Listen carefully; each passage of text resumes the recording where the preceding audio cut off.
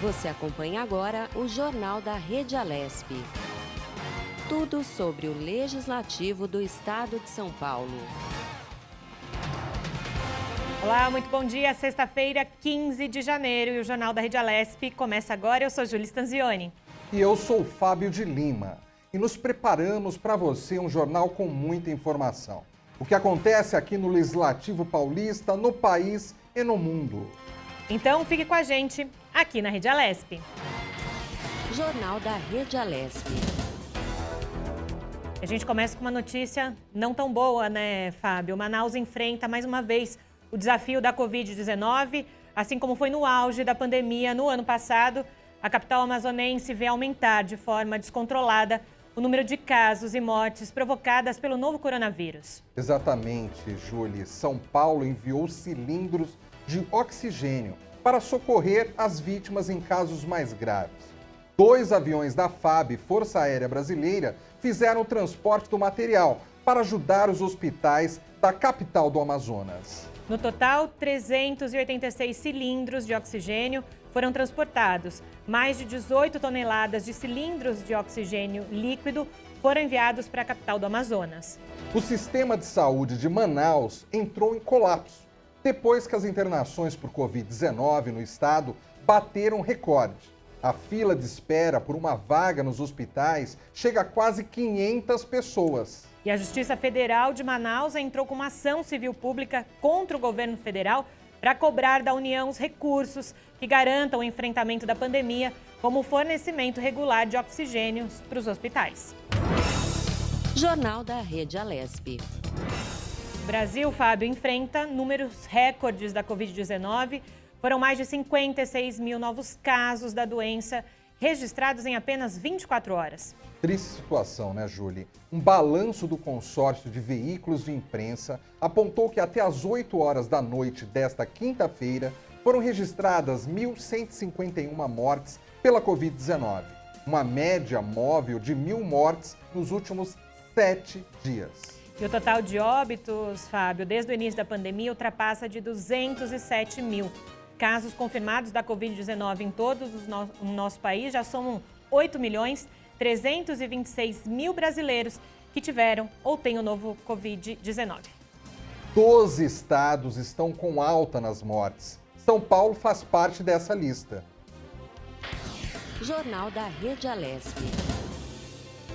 Uma notícia, então, para um alento, né, para a população brasileira. Decola hoje do Recife em direção a Mumbai, na Índia, o avião que vai buscar os 2 milhões de doses da vacina contra a Covid-19 importadas do país asiático. Exatamente, Júlia. A previsão é que a aeronave decole às 11 horas da noite e chegue amanhã à Índia. A princípio, a volta da aeronave ao Brasil estava marcada para amanhã, aterrissando no aeroporto do Galeão, lá no Rio de Janeiro, mas por causa de alterações no plano de voo, ainda não há uma confirmação sobre a data do retorno com a vacina.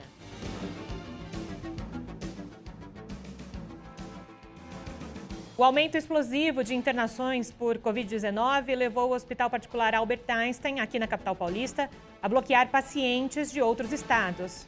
Há alguns meses, quando os casos baixavam no país todo, doentes de outras regiões chegaram a ocupar 25% dos leitos de UTI do hospital.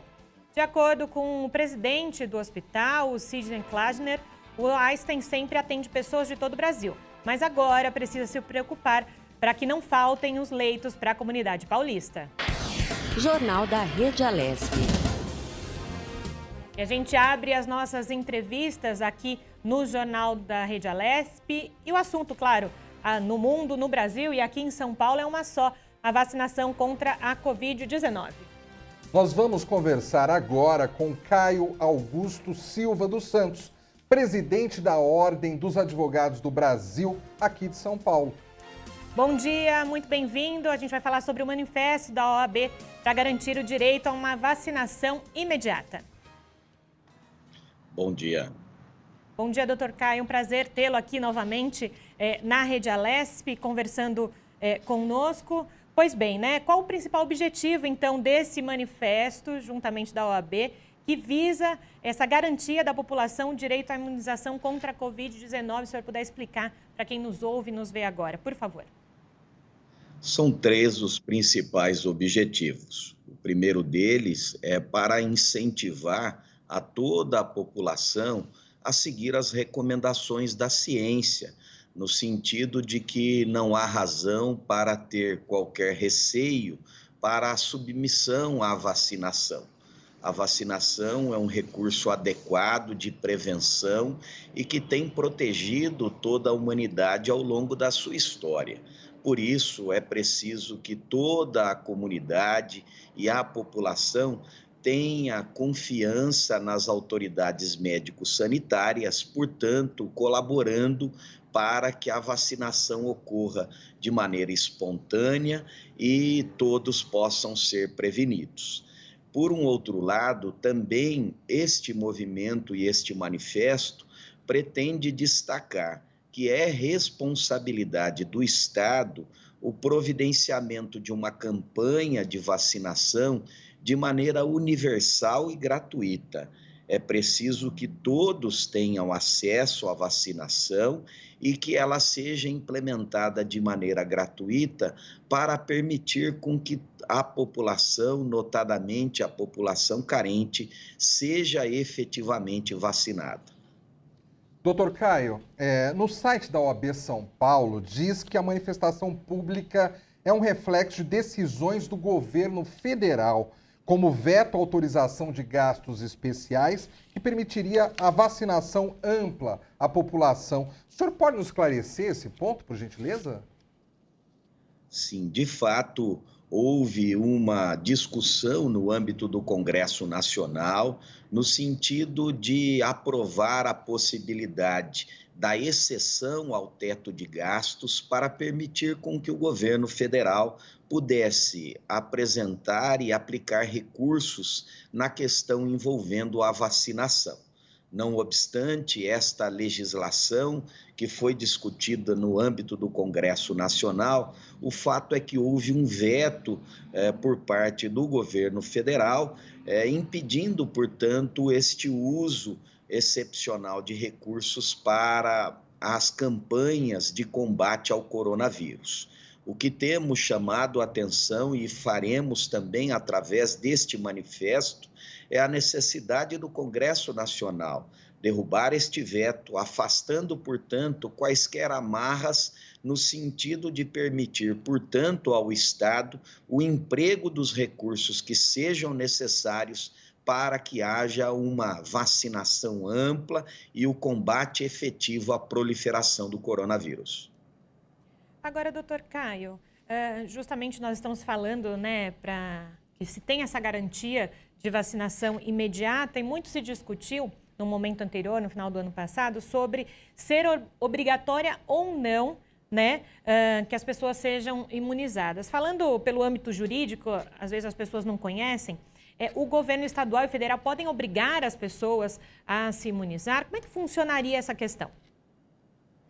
O Supremo Tribunal Federal já se debruçou sobre a questão e destacou que é imperativo que nós façamos apenas uma diferenciação entre obrigatoriedade da vacinação e compulsoriedade dela.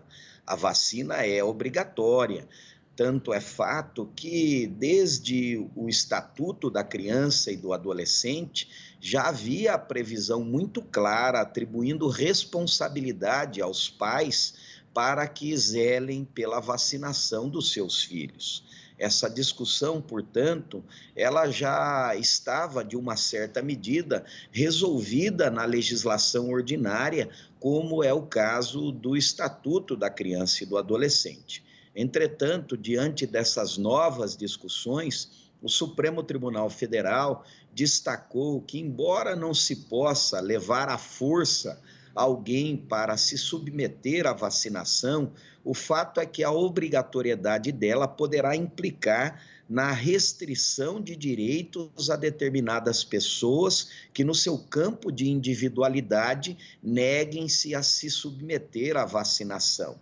É preciso compreender que, ao mesmo passo que devemos respeitar a liberdade das pessoas, nós não podemos permitir que a individualidade possa colocar em risco toda a coletividade. por isso o Supremo Tribunal Federal já destacou que medidas como a restrição de pessoas que não queiram se submeter à vacinação, de estar em determinados locais, em locais públicos, podem ser implementadas, mas não, como dissemos, esta compulsoriedade no sentido de obrigar alguém efetivamente a se vacinar. Doutor, eu quero até pegar um gancho nisso que o senhor está explicando para imaginar uma hipótese. Pode ocorrer de repente, um estabelecimento comercial, privado, seja um hotel, seja um restaurante, ele exigir que para uma pessoa se hospedar ali ou para que uma pessoa jante ali, que essa pessoa comprove que tomou a vacina, esse tipo de coisa é cabível ou jamais pode ocorrer isso daqui para frente, em hipótese alguma? Não obstante esta hipótese imaginada, é fato que nós poderemos nos deparar com ela e vejo com total possibilidade que haja esta exigência, na medida em que nós estamos falando da proteção da coletividade. Aquele que, no âmbito da sua individualidade, não queira se submeter à vacinação, evidentemente não poderá ser obrigado a tanto. Entretanto, ele não poderá colocar em risco a coletividade, pretendendo ter acesso a todo e qualquer espaço público, colocando em risco, portanto, outras pessoas. Doutor Caio, essa é uma iniciativa, então, da OAB São Paulo, né, junto com a sua Comissão de Direitos Humanos e mais 200 entidades de vários setores da sociedade civil, e vai acontecer de forma virtual, então, esse manifesto, no dia 21 de janeiro, correto? Você pode falar um pouquinho sobre esse evento, então, online? Sim, né? De fato, são muitas as entidades que aderiram a este manifesto. Hoje já passa de mais de 300 entidades, de maneira que nós tivemos até que fazer um adiamento inicial e programando para que ele ocorra no dia 21. E dentre estas entidades estão entidades que, ao longo da história do nosso país, também zelam pela proteção da coletividade, como é o caso não só da Ordem dos Advogados do Brasil, mas a Associação Brasileira de Imprensa, a CNBB, a Sociedade Brasileira pelo Progresso da Ciência e inúmeras outras entidades que colaborarão no sentido de fazer com que toda a coletividade acredite efetivamente na questão da ciência e permita com que a vacinação ocorra de uma maneira consciente. Nós temos inúmeras campanhas de vacinação que ocorreram ao longo da nossa história e que regularmente todos os anos acontecem. É fato que enfrentamos esta grande pandemia que coloca todos em situação de muita preocupação, mas é preciso dar um voto de confiança novamente à ciência, à experiência, para que nós possamos, portanto, num espaço breve de tempo, retomar a vida à sua normalidade. Este manifesto quer levar a que todos, a sociedade, as autoridades, recobrem a consciência neste sentido. É necessário que deixemos de lado as questões eminentemente ideológicas, para juntos levarmos adiante as medidas que possam proteger efetivamente a população. Doutor Caio, mais uma vez eu quero me aproveitar aí de um trecho do que o senhor falou. O senhor falou que precisamos deixar de lado essas questões ideológicas, né? Muitos especialistas dizem que essa questão da vacinação virou uma questão política, né?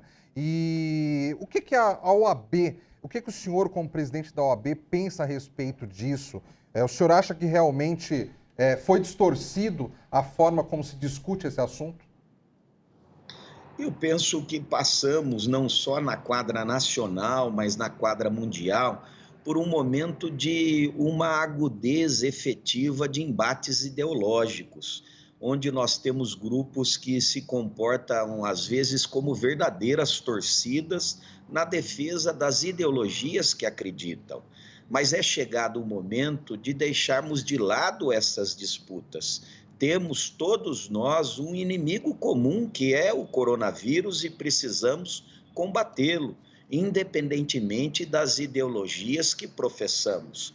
Por isso, a Ordem dos Advogados do Brasil tem procurado incentivar a todos para que baixemos efetivamente estas disputas e fiquemos ao lado da ciência para defendermos, portanto, as medidas necessárias à proteção da comunidade. E a OAB São Paulo, em especial o senhor, já participou aqui até virtualmente, o ano passado, de alguns eventos aqui da Assembleia Legislativa de São Paulo. Há uma interlocução entre o Legislativo e a OAB muito importante. E nesse momento, né, em que daqui a pouco começa a vacinação, nesse ano também que todo mundo precisará ser um pouco mais resiliente, essa interlocução entre sociedade civil e legislativo é muito importante e se faz necessário para o bem comum das pessoas, né? Não há dúvida, é preciso sempre dialogar e os poderes constituídos são aqueles que detêm a legitimidade da condução de todas as ações necessárias à proteção da coletividade. Por isso, agradecemos muito esta interlocução com o Poder Legislativo e conclamamos a todos, Legislativo, Judiciário, Executivo e sociedade civil, para que recobremos o diálogo e efetivamente possamos caminhar de braços dados, de mãos unidas, para combater a proliferação do coronavírus. Doutor Caio, nesse momento que a gente vive essa pandemia, que muita coisa é novidade para todo mundo, existem muitas dúvidas, incluindo dúvidas no segmento jurídico, né? Vocês da OAB São Paulo passaram a ter maior número de consultas, às vezes até municípios procurando vocês para saber se determinada ação que eles querem efetivar, se está dentro da legalidade. Houve esse aumento na procura pelas informações vindas da sede da OAB São Paulo? Sim, não há dúvida que isto ocorreu. A Ordem dos Advogados do Brasil sempre está presente no seio da sociedade e, por intermédio das suas subseções, no estado de São Paulo são 249 subseções, esta interlocução com os municípios ocorre todos os dias. E é fato que desde o início da proliferação, da existência deste grande mal que é o coronavírus, nós temos intensificado cada vez mais o diálogo, não só com a sociedade civil, mas também com os poderes constituídos, com os municípios, as câmaras municipais, tudo na intenção de formarmos um grande grupo para combatermos este mal comum. A discussão sobre a efetivação de medidas, da adaptação das legislações, tudo isso tem sido pauta corrente diária no dia a dia da Ordem dos Advogados do Brasil e das suas subseções na interlocução que faz com os municípios e as câmaras municipais no âmbito do estado de São Paulo. Doutor Caio, eu lembro que numa outra passagem do senhor aqui no Jornal da Rede Alesp, nós falávamos justamente sobre também o quanto o mundo do direito foi impactado nesse momento de pandemia. Hoje, qual que é o cenário no estado de São Paulo de advogados que acabaram tendo algum impacto financeiro? Como está essa questão aí que a OAB está olhando para o estado? O impacto ainda tem sido muito significativo. Nós tivemos uma mudança do dia a dia, da aplicação da justiça, das atividades advocatícias que implicaram, sem dúvida alguma, na necessidade de reavaliação de procedimentos. Desde o início da pandemia, estamos a conversar com todos os poderes constituídos, notadamente com as representações dos 6 tribunais do Poder Judiciário em atuação no âmbito do Estado de São Paulo, para que procedimentos sejam adotados para que nós retomemos ao máximo possível da proximidade à normalidade as atividades voltadas para o atendimento da população. Nós tivemos a necessidade do uso da tecnologia, permitir com que, através de atos virtuais, audiências, nós pudéssemos levar adiante todas essas atividades. E temos dito que a advocacia não é resistente ao uso da tecnologia. O que nós apenas não podemos concordar é que a tecnologia seja utilizada como forma de exclusão ou de atingimento apenas de estatísticas. Nós vivemos em uma sociedade onde grande parte da população, mais da metade dela, nem acesso à internet tem. E parte da que tem acesso à internet ainda se ressente de um sinal de pouca qualidade. E que, portanto, se nós utilizarmos o mecanismo da tecnologia como a única porta de entrada, a única porta de acesso ao Poder Judiciário, ao Poder Executivo ou ao Poder Legislativo, nós estaremos utilizando a tecnologia como forma de exclusão da grande maioria da comunidade. Por isso é que temos dito, somos favoráveis ao uso da tecnologia, mas ela deve ser adotada como mais uma ferramenta de inclusão, a permitir com que as pessoas acessem os poderes dos locais onde se encontram, mas que não sejam apenas a única, permitindo, portanto, que nós tenhamos várias formas de atendimento à população. A advocacia é a atividade essencial à administração da justiça, porque é através dela, como determina o mandamento constitucional do artigo 133, que o cidadão é respeitado nos seus direitos e que faz a sua interlocução na defesa dos seus direitos. Dr. Caio Augusto Silva dos Santos, presidente da OAB São Paulo. Muito obrigado pela sua participação aqui no Jornal da Rede Alesp. Nós é que agradecemos a oportunidade, parabenizando a Rede Alesp por sua atividade em favor de toda a coletividade. Bom dia, bom trabalho, doutor. Muito obrigada, doutor Caio. A saúde mental da população é um tema evidenciado no primeiro mês do ano. A campanha Janeiro Branco foi idealizada por profissionais da área da psicologia da saúde. A ação tem o intuito de destacar a relevância de questões relativas aos problemas emocionais e psíquicos das pessoas. Por meio de políticas sociais e culturais, promove discussões sobre esses pontos e busca definir a doença. A psicóloga Camila de Oliveira Pires explica o motivo pelo qual os eventos ocorrem nesse período especificado. Essa campanha, ela é realizada em janeiro, porque é o primeiro mês do ano. Então as pessoas estão bem focadas em metas, naquelas resoluções de ano novo, em pensar sobre a vida delas, sobre como foi o último ano. E a ideia da campanha é justamente trazer reflexões e trazer ações sobre a saúde mental. A também psicóloga Janaína Joia dá algumas dicas relativas ao autocuidado. Pratique atividade física, durma bem, tenha uma boa alimentação, tenha pessoas boas ao lado que te dê energia, que te apoiem nesses momentos difíceis. E caso precisem, procure a ajuda de um especialista, procure a ajuda de um psicólogo. Segundo a Organização Mundial da Saúde, mais de 300 milhões de pessoas sofrem de depressão em todo o mundo. O transtorno afeta todas as faixas etárias, etnias e classes sociais. Algumas das consequências podem ser ansiedade, síndrome do pânico e até o suicídio. E aqui na Assembleia Legislativa de São Paulo há um projeto para formalizar o movimento e as atividades realizadas. Além disso, também prevê a possibilidade de cooperação por parte de organizações profissionais, entidades civis e da iniciativa privada. Jornal da Rede Alesp. E a equipe do deputado de Serdalbem, do PL, esteve em algumas regiões da cidade do Sumaré para vistoriar pontos prejudicados por fortes chuvas. O parlamentar vai intermediar parceria com o governo do estado e a administração municipal para viabilizar a recuperação dos locais. As equipes das secretarias municipais da Prefeitura de Sumaré promoveram ações de limpeza e manutenção e a Defesa Civil segue monitorando as áreas de risco. O deputado Dirceu Dalben ressaltou o compromisso de lutar por mais qualidade de vida e justiça social à população.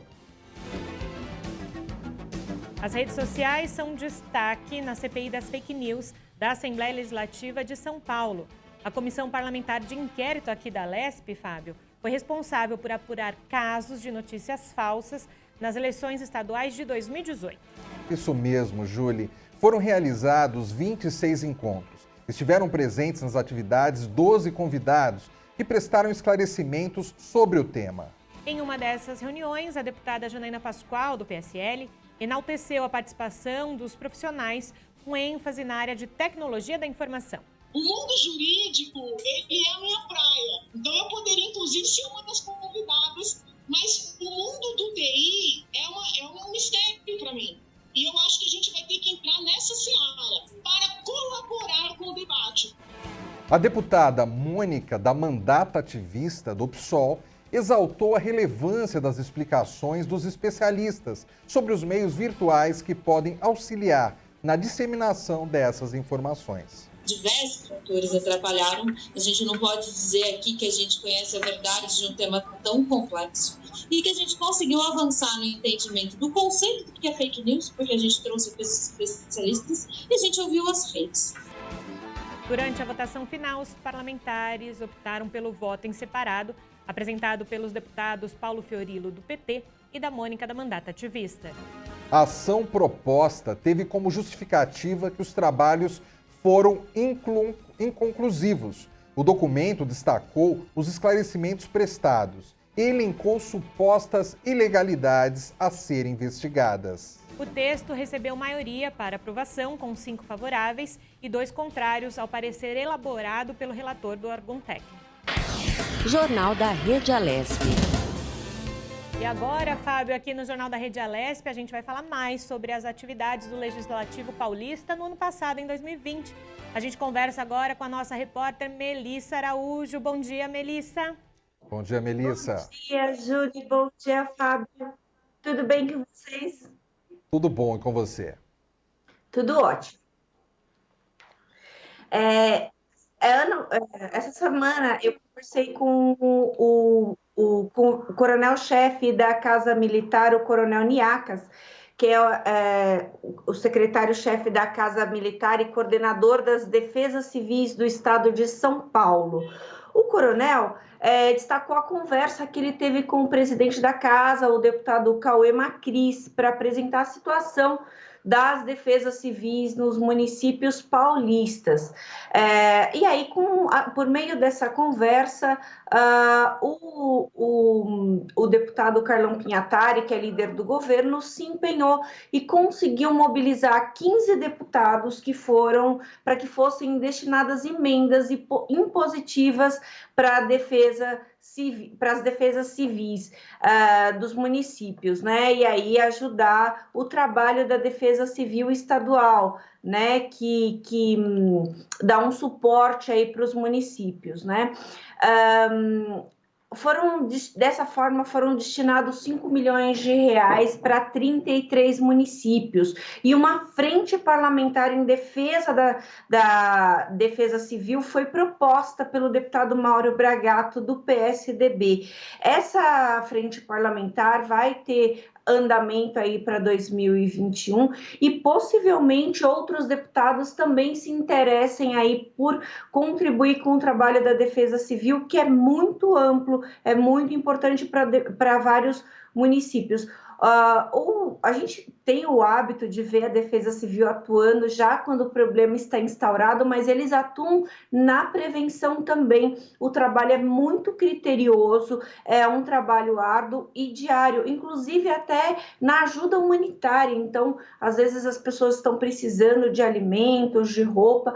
A Defesa Civil atua também nesse setor, mas não só isso, atua nessa questão das enchentes. A gente está vivendo um período intenso de chuvas e também na questão de escorregamento de encostas. Então, são vários os fatores aí que a Defesa Civil tem contribuído, né? Então, com a criação dessa frente parlamentar, os deputados vão poder conhecer melhor o trabalho nesses municípios e, conhecendo o trabalho dos municípios, contribuir para que a Defesa Civil tenha condições.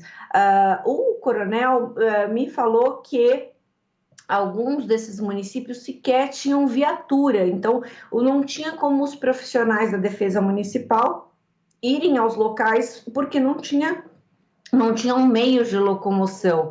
Então, agora, com a destinação dessas emendas, esse problema em alguns desses municípios foi resolvido. Na ocasião de esses 5 milhões chegaram para a Defesa Civil, cada uma dessas emendas elas foram destinadas não de uma maneira geral, mas de uma maneira mais específica, né, para municípios mais específicos. Na hora de entregar todos esses materiais de uso permanente, o coronel fez questão de que os deputados estivessem presentes nesse evento para que ele pudesse prestar contas de todo o dinheiro que foi gasto em benefício da Defesa Civil dos municípios, né? E isso é muito importante para que os deputados também vejam onde foi destinada a emenda e queiram contribuir nesse próximo ano, né? A equipe da Defesa Civil do Estado de São Paulo conta com mais de 50 funcionários, cerca de 54 funcionários, e esses 54 funcionários, eles têm a árdua tarefa de cobrir 645 municípios. Então, é uma equipe pequena, muito qualificada, mas para uma abrangência bem grande. Então, por isso, a Defesa Civil dos municípios é tão importante para ter uma comunicação aí entre todos e, de fato, o trabalho conseguir antecipar, diminuir ao máximo o impacto de um evento aí natural, por exemplo, uma enchente, né? Então, o trabalho da Defesa Civil é muito importante. Mas eles atuam também, Júlia e Fábio, analisando casas. Então, às vezes a casa está com rachaduras, com problemas de estrutura, com problemas na construção. A Defesa Civil pode ser chamada e eles vão analisar para ver se o imóvel tem segurança ou não. Então, técnicos, engenheiros, são militares, engenheiros e bombeiros e de várias áreas aí que fazem análise do imóvel e se ele tiver comprometimento e oferecer risco à saúde das pessoas, né, ao bem-estar das pessoas, aquele imóvel é interditado. Então, Melissa, pode falar. Desculpa, é que assim, eu achei muito... Você falou 54 funcionários para 645 municípios. Num estado grande como é o estado de São Paulo. É um trabalho árduo esse da Defesa Civil, hein? Sim. Sim. Principalmente nessa época de chuvas, que chove em diferentes municípios do estado, que existem alagamentos em diferentes locais, que existem, você falou aí de barrancos que acabam caindo da noite para o dia. Então, é pouca gente para cuidar de uma área tão grande, né, Melissa? Sim. Mas essa equipe conta com a tecnologia? Na Casa Militar, que fica lá no Palácio dos Bandeirantes, eles têm um sistema semelhante àquele que a CET usa. Um sistema que eles monitoram essas áreas que são críticas. Então, eles têm um mapeamento do estado. E aí, a partir desse mapeamento, eles estão em comunicação direta com os municípios. Por isso é tão importante o aparelhamento da Defesa Civil dos municípios e é importante essa ajuda que o Parlamento Paulista deu para melhorar essa infraestrutura nos municípios. Então, é um trabalho ali em conjunto, mas é sim um trabalho de formiguinha, considerando aí o tamanho do estado de São Paulo e o número de pessoas para visualizar aí todos os problemas que podem ocorrer. É um trabalho bem intenso, né? Que eles... Pode falar. Eu só vou te interromper para dizer que aí se torna mais importante ainda realmente o trabalho aí de incentivo e até de investimento financeiro aí na Defesa Civil, porque investindo em tecnologia, a gente consegue diminuir um pouco os problemas causados pela falta de pessoas, né? Pela falta de mão de obra física ali, né? Então, se entra um pouquinho mais de dinheiro, se investe mais em tecnologia e se consegue suprir um pouco a deficiência de mão de obra física, né? Exatamente. E o que eles têm, o que eles contam, já é um sistema. O coronel me falou, o sistema deles já é um sistema bem bacana, bem legal. Só que eles estão em comunicação com outros países para entender como outros países trabalham essa questão da defesa civil para também melhorar ainda mais a tecnologia que a gente tem aqui no estado de São Paulo. Aqui a gente tem o telefone 40199, cada um de nós, eu particularmente sou assinante desse serviço, que é o seguinte, você manda um SMS para o número 40199, a Defesa Civil te manda gratuitamente mensagens, aí você manda para eles o seu CEP e eles te mandam gratuitamente mensagens que são geradas ali de alguma possibilidade de chuva forte ou de qualquer outro problema na sua região, especificamente na sua região. E esse trabalho é muito legal. Isso é fruto desse monitoramento que essa pequena equipe e árdua equipe faz no estado de São Paulo. Então, olha que bacana, são 54 pessoas, você manda lá a sua mensagem de SMS, você entra no sistema deles e passa a receber automaticamente essas informações geradas por esse grupo de funcionários. É muito bacana, é muito legal e ajuda muito. Então, quer dizer, você recebe ali no celular uma informação de que na sua região tem risco de enchente, você já vai se precaver para evitar determinados locais que você sabe que tem possibilidade de ter cheia ali de alguma forma. Então, para você preservar a própria vida, esse trabalho conjunto é bem essencial. A gente lembra também a importância da ajuda humanitária que eu havia citado antes, que tem também a Defesa Civil. Quer dizer, não é só nessa questão das chuvas que eles estão atuando, é também na consequência disso, que muita gente perde tudo que tem e fica sem ter nem o que comer, o que vestir, nada, simplesmente perde tudo que tem. Então, a Defesa Civil também tem uma ajuda, tem um trabalho que é feito em colaboração à Secretaria de Assistência, e essa que é comandada pela secretária Célia Parnes, e aí esse trabalho é feito, tem postos de arrecadação no estado de São Paulo que recebem esses donativos, e esses donativos são distribuídos a quem realmente está precisando de algum auxílio, né? Então, é um trabalho bem legal. Provavelmente na próxima semana a gente tenha o secretário Niacas aqui conosco no jornal para falar um pouco melhor sobre esse assunto e especificamente sobre a questão das chuvas, né? Você mencionou aí, Fábio, sobre o problema das chuvas. E aí a gente levanta essa questão porque é um momento muito difícil. No começo do ano a gente teve problemas na Baixada Santista, muita gente perdeu as suas casas na Baixada Santista e a Defesa Civil estava lá para atuar para ajudar as pessoas, para evitar que vidas fossem perdidas. Perfeito. Essas eram as informações que eu tinha para vocês nesta manhã, mas se der tempo, eu volto. Melissa Araújo, muito obrigado por enquanto e com certeza a gente deve falar com você até o final do jornal mais uma vez. Um bom dia para nós. Muito obrigada e ótimo jornal para vocês. Para todos nós. Obrigada, Melissa. O deputado Murilo Félix, do Podemos, se reuniu com representantes da Santa Casa de Rio Claro e ouviu as principais demandas do local. Segundo o provedor Danúzio Antônio Diniz, uma das principais preocupações é a redução de 12% nos recursos do programa Pró Santas Casas e Santas Casas Sustentáveis. Por esse motivo, o impacto será de R$300 mil a menos por ano para a Santa Casa, que já enfrenta problemas financeiros referentes à defasagem dos valores da tabela SUS em relação aos custos dos insumos e medicamentos. Em todo o estado, o corte de repasses vai resultar na redução de R$80 milhões por ano para 180 instituições. O parlamentar diz que vai tratar o assunto diretamente com o vice-governador em uma reunião em que pretende sensibilizar o governo sobre o impacto desses cortes.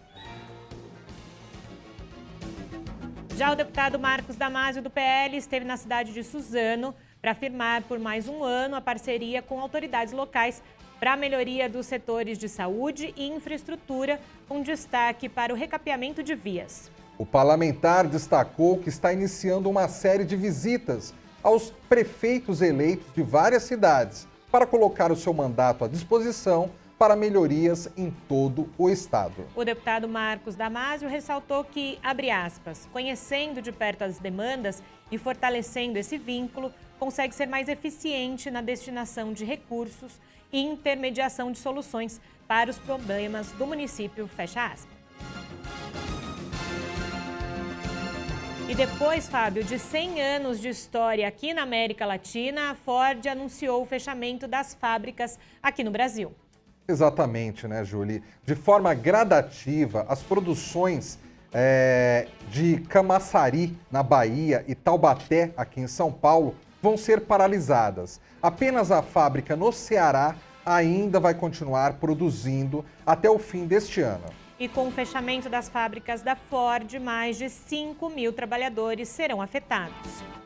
Para falar sobre este assunto, nós vamos conversar agora com o deputado Teonílio Barba, do PT.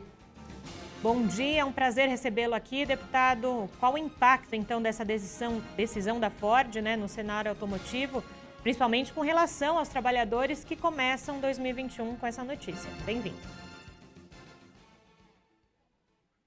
Deputado, o senhor nos ouve? A gente faz a reconexão com o deputado Teonílio Barba, do PT, para repercutir uma das notícias que impactaram esse início de ano aqui o Brasil, não é, Fábio? Esse assunto está dando o que falar, né? Nós estamos falando de uma montadora tradicional, né? O setor automobilístico é um setor que emprega muita gente de forma direta e indireta. Então essa notícia é um balde de água gelada para a nossa economia, para a nossa população. Isso mesmo. Até o presidente da Ford aqui na América do Sul, Fábio, disse que a saída da Ford por aqui é culpa de um ambiente econômico desfavorável, bem no meio de uma pandemia, né? E a gente sabe que, tradicionalmente, a indústria automobilística ajuda o Brasil a seguir em frente, né, Fábio? É porque não é só a fábrica de carros, Sim. né? São as fábricas também de autopeças, né? De oficinas, quer dizer, existe toda uma cadeia do setor automotivo que emprega muita gente. E a partir do momento que uma montadora tradicional como a Ford acaba saindo desse mercado, muitas outras empresas devem fechar as portas também. E fica aquele questionamento por parte da população, né? Será que vai ser só a Ford ou será que alguma outra montadora pode deixar o país depois que a Ford está saindo? Então, tudo isso gera uma dúvida. Não bastasse todas as dúvidas que nós estamos aqui, referente à pandemia, problemas sanitários, né? A própria economia aí com vários problemas, aí vem uma notícia dessa, deixa todo mundo aqui com bastante receio, viu, Júlia? Você gera uma insegurança não só econômica para o Estado, para o país, mas essa insegurança passa para os trabalhadores, não só da Ford, que agora terão os seus postos de trabalho suspensos, mas também o dos outros, né? Os outros trabalhadores ficam com essa atenção ainda mais latente. Será que vai acontecer com a gente? Não vai?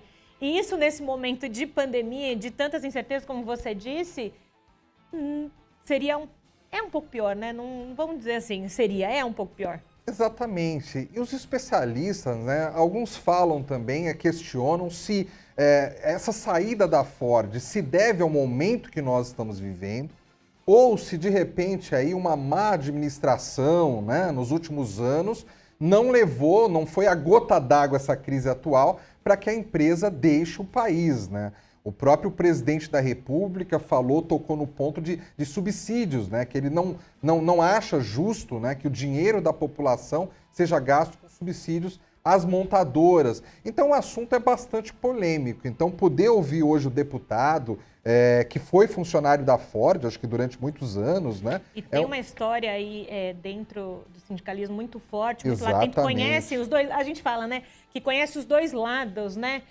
como atuante dentro do mercado automobilístico, agora também enquanto deputado defendendo, né, os trabalhadores. Então é importante ouvir quem conhece ali de dentro qual que é o seu viés desse momento, não só com essa questão da Ford, mas no todo, né? Você falou uma coisa muito interessante, Fábio. A gente está falando agora, a notícia é a saída da Ford, mas ela impacta em muitas outras coisas e vai impactar de novo a longo prazo, né? Exatamente. E conversando com o deputado Teonílio Barba, né, cabe a gente perguntar o que o Legislativo pode fazer em torno de uma situação tão grave como essa, né? Porque a gente sabe que só a atuação de um deputado, é óbvio que o trabalho de um deputado ajuda, mas só ele fica difícil. Então, como ele e outros deputados, outros colegas parlamentares aqui do Legislativo Paulista podem trabalhar em prol da população para aliviar de alguma maneira aí a vida tão problemática dessas pessoas que pelo menos perderam o emprego agora de imediato, né? E aí eu acrescento uma outra questão também, Fábio. A gente sabe que ali o ABC Paulista sempre foi muito pujante nessa questão de ter montadoras, né, em São Caetano, em São Bernardo do Campo. Muitas vezes, também a população ali do ABC Paulista tem toda a sua vida ligada a isso, mas não só a vida ligada ao emprego, mas o entorno. Muita coisa acontece no entorno das fábricas, né, Fábio? Então, às vezes a gente ouve uma notícia, mas não sabe o quanto efetivamente ela impacta não só naqueles trabalhadores, mas também no PIB da cidade, naquilo que a cidade ela tem de valor dentro da sua região. O que você está falando é perfeito, Júlia. E hoje, ainda hoje, no nosso jornal também, a gente vai entrevistar o Paulo Serra, né, o prefeito de Santo André. E presidente do consórcio ABC. Ele Exatamente. Fala com a gente como presidente do consórcio ABC. Então também vai ser interessante a gente conversar com o deputado Barba daqui a pouco e mais tarde também com o prefeito Paulo Serra de Santo André. E para repercutir exatamente isso que você está falando, né? Perde o ABC também, perde todos, né? É isso mesmo. Vamos falar de Enem, Fábio? Vamos sim. O Tribunal Regional Federal da Terceira Região manteve a decisão da Justiça Federal aqui de São Paulo, que negou o adiamento do Enem e confirmou as datas do exame para os próximos 2 domingos, dia 17 e 24 de janeiro. Júlia, a Defensoria Pública da União havia recorrido. A determinação da Justiça é que a Prefeitura deve avaliar se sua cidade tem condições sanitárias e estrutural para realizar a prova com segurança. Seguindo aqui com mais notícias, a equipe do deputado Dirceu Dalben, do PL, esteve na Casa da Criança Paralítica, em Campinas, para acompanhar a reforma da cozinha da instituição, que recebeu recursos de R$50 mil. O local é uma instituição, então, sem fins lucrativos, que atende 370 crianças e adolescentes com deficiência física e também comprometimento neurológico e oferece tratamento de reabilitação gratuito. Dirceu Dalben destacou que é uma satisfação muito grande ver que o trabalho está rendendo frutos. O parlamentar disse ainda que o apoio financeiro vai garantir que a Casa da Criança Paralítica continue realizando um atendimento de excelência. Fábio, falando agora sobre a coletiva do governo do estado de São Paulo. Logo mais, coladinho aqui com o jornal, 12h45, a gente vai acompanhar a coletiva do governo do estado de São Paulo com o governador João Dória lá no Palácio dos Bandeirantes. E a previsão é que se regrida algumas fases do Plano São Paulo em todo o estado de São Paulo. Só lembrando, antes da gente dar a notícia, esse remanejamento aí das fases só aconteceria no dia 5 de fevereiro. Porém, vamos ter, né, essa antecipação para amanhã, justamente porque com a piora nos indicadores da Covid-19, a reclassificação do Plano São Paulo será feita daqui a pouquinho pelo governo do estado. Exatamente. Pela regra, as antecipações só ocorrem se há necessidade de impor medidas mais restritivas por conta do agravamento nos índices de saúde. Olha, e atenção, o interior de São Paulo. A expectativa é que a região de Marília volte para a fase mais restritiva do plano, na qual apenas serviços essenciais podem operar. Bauru e Taubaté, que estão na fase amarela, devem ficar na laranja.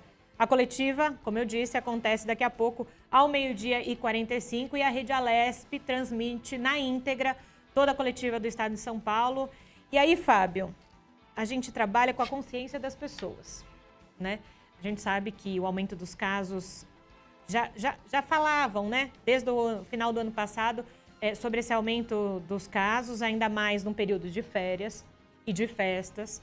Muito se pediu a consciência das pessoas, mas eu não sei a sua leitura sobre essa questão de consciência das pessoas. Olha, a consciência das pessoas é um problema grave porque todo mundo se diz consciente. Todo mundo fala, não, eu me cuido. Só que se você sai pelas ruas aí, você vê muita gente andando sem máscara. Então, que consciência é essa? Que é uma consciência da boca para fora, somente, né? Agora, eu quero dizer o seguinte, caso a gente realmente vá ter alguns municípios que regridam aí uma fase no Plano São Paulo, eu sei que a notícia é ruim para todo mundo. Ninguém quer que os seus municípios passem por isso. Mas, nesse atual momento, eu acho que é a melhor coisa a ser feita. Um exemplo disso é Manaus. O que Manaus está vivendo lá no Amazonas, que existem pacientes morrendo com falta de oxigênio, a gente não pode deixar que os nossos municípios aqui entrem nessa situação. É isso mesmo. Então, 12h45, vocês acompanham a coletiva do Estado de São Paulo. A gente retoma, então, a nossa conexão com o deputado Teonino Barba, do PT. Vai repercutir, então, o fechamento e a saída da Ford aqui do Brasil. Deputado, bom dia. O senhor nos ouve agora?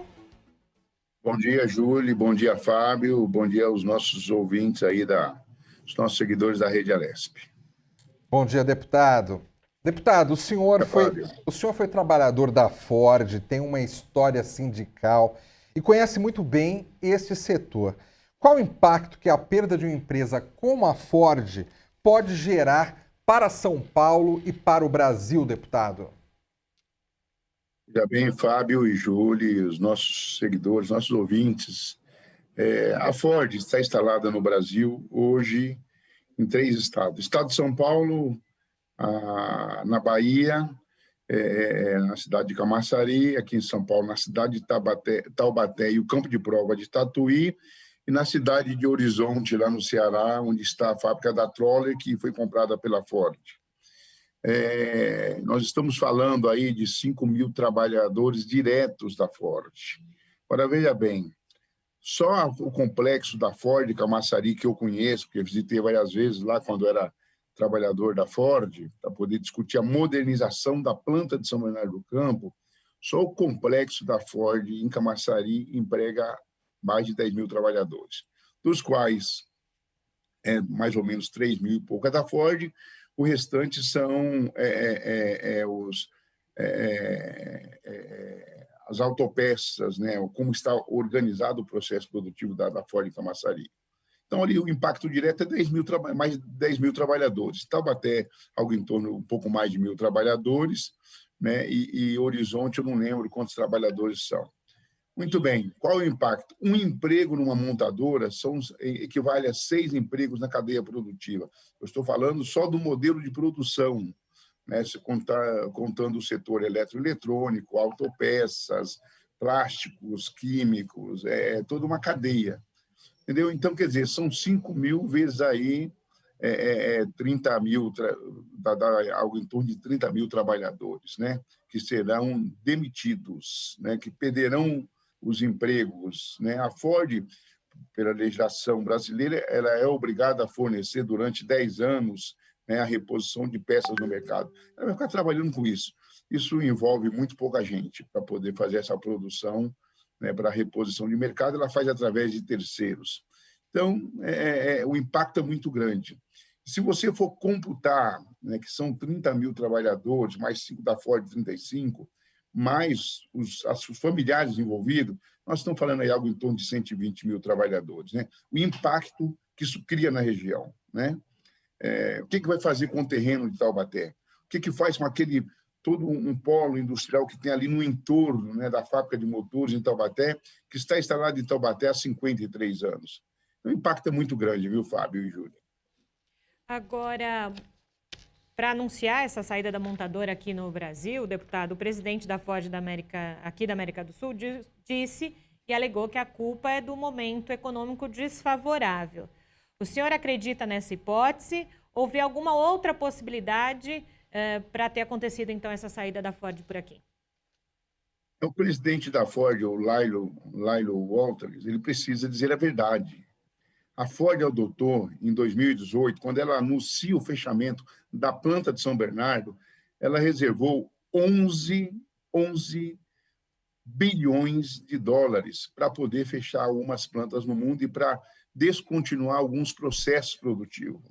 Então, faz parte de uma estratégia dela global, né, de mudar o modelo de investimento, para carros grandes, né, como as SUVs, a Ranger na Argentina, né, a Explorer nos Estados Unidos, vários outros modelos, a Transit, né, modelos de carro grande que têm um valor agregado maior, e o Brasil é um mercado promissor, né, disso, há um consumo intenso, né? O Brasil tem uma capacidade instalada hoje no Brasil de produção, com capacidade de produzir 6 milhões de automóveis por ano.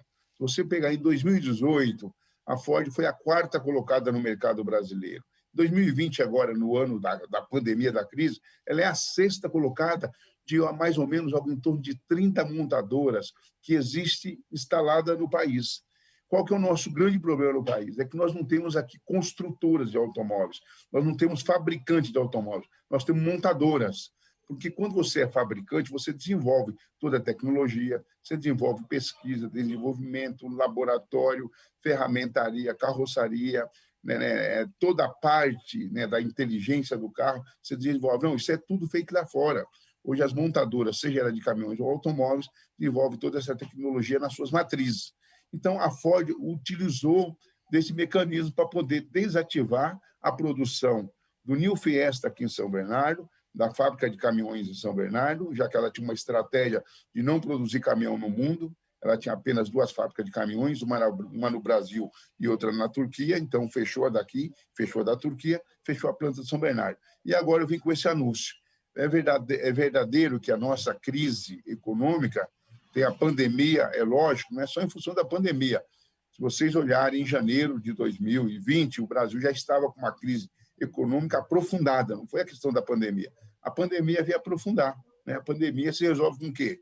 Distanciamento social, vacinação, primeira e segunda dose, para começar a voltar a economia no mercado, a economia voltar ao normal. Então, assim, eu acho que ele está... que nós temos que fazer, Fábio e Júlia, é transformar esse caso da Ford num escândalo nacional. Isso é um escândalo nacional. A Ford tem mais de 100 anos no Brasil. Mais de 100 anos. De 2001 para cá, a fábrica da Bahia, a Ford, aqui no Brasil, recebeu só no Brasil mais de 20 bilhões de reais em renúncia fiscal do governo federal. E não estou nem contando a renúncia fiscal que fez o governo do estado da Bahia. Não estou nem contando a renúncia fiscal que faz aqui o governo do estado de São Paulo. Eu estou dizendo só na questão da redução do IPI. São mais de 20 bilhões de reais. A Ford recebeu 20 bilhões de reais, né, e gasta 11 bilhões para fechar a Ford no Brasil. Deputado, deixa eu ver se eu estou entendendo bem o que o senhor está nos falando aí. O meu entendimento do que o senhor falou é que talvez a Ford, diante de crise econômica que já ocorria aqui no Brasil até antes da pandemia e problemas estratégicos da Ford, ela já estava querendo deixar o país e simplesmente já está utilizando o momento aí de pandemia para justificar essa saída. Eu fiz a leitura certa ou não do que o senhor falou? Correta, Fábio. Fábio, em 1998, a Ford, a planta de São Bernardo, demitiu em São Bernardo 2.800 trabalhadores, acabou com um turno de trabalho. Naquele ano, até por volta de 2000, ela discutiu o fechamento, né? Nós obtivemos essas informações nos bastidores depois, né? Durante as conversas, aí acaba saindo no off essas coisas. Naquela época, quem assumiu a presidência da Ford aqui no Brasil foi Antônio Maciel Neto, né? E ele pediu um voto de confiança na época para que a Ford não fosse fechada, para ele recuperar. E ali começou um processo de reestruturação da planta de São Bernardo. Era a quarta reestruturação produtiva, modernizando a planta de São Bernardo para tornar ela mais competitiva, mais produtiva, né? Se você pesquisar o início da década de 90, a média de um trabalhador fazer de carros por ano era algo em torno de 5, 6 carros. Hoje, no ano de 2018, no ano de 2019 e 2020, a média foi 27,6 carros por ano, né? Que cada trabalhador brasileiro produz no setor das montadoras. Então, a produtividade muito importante. Era uma estratégia da empresa de fechar realmente aqui no Brasil. Então, é essa história de que o momento econômico, insegurança jurídica, essas coisas. Segurança jurídica faz tempo que tem no Brasil. No ano de 2013, nós fomos o quarto consumidor de automóvel no mundo, ficando atrás apenas dos Estados Unidos, do Japão e da China. Nós passamos a Alemanha, fomos o sexto produtor mundial de automóveis. Então, é um mercado promissor. Nós temos ainda uma questão muito importante, que nós temos uma energia limpa, né? Que é a questão do etanol, que é uma energia que é um combustível que não polui. Nós temos isso no Brasil. Quer dizer, então, a Ford tem um mercado totalmente favorável. A questão é que houve uma mudança da estratégia mundial, da direção mundial da Ford, né, no sentido de priorizar a produção de carros grandes, e a prioridade não foi escolher o Brasil, foi escolher a Argentina, né, para fazer, com a fábrica da Argentina e do Uruguai, abastecer aqui toda a América do Sul. Agora, deputado, eu vou novamente ressaltar aquilo que o senhor falou minutos atrás, que antes mesmo da pandemia o Brasil já enfrentava problemas econômicos. O senhor teme que essa saída da Ford seja só a primeira saída, a saída de uma grande empresa seja a primeira, e que outras grandes empresas possam querer deixar o Brasil nos próximos meses? O senhor acha que existe essa possibilidade? Também, Fábio e Júlio, qualquer lugar do mundo, você tem 3 tipos de indústria. A indústria de transformação, né, que vai desde a produção de uma xícara até a produção do avião, né, das mais altas tecnologias. Você tem a indústria da construção civil e a indústria do agronegócio, né? Nem todos os países têm esses 3 tipos de indústria. Tem países que só tem 2 e acaba importando o restante. Nós, no Brasil, temos 3 indústrias. Nós, no Brasil, temos um parque industrial que está azeitado, tem demanda, tem capacidade de produção em qualquer tipo de indústria. Se você estudar até 1995, no estado de São Paulo, o ICMS só da indústria de transformação correspondia a 60% do ICMS do estado de São Paulo. Hoje, está na casa dos 31%, 32%, o ICMS do estado de São Paulo da indústria de transformação. Veja bem, nem todos os países do mundo têm montadoras. Pesquisem isso. O Brasil está entre os 8 países do mundo que produz avião. O Brasil está entre os países do mundo que produz automóveis. Então, o Brasil tem uma capacidade, mesmo com a sua dimensão continental, né, de produzir automóveis de mais alta tecnologia e avião, né, que é muito mais difícil produzir um avião do que produzir um automóvel.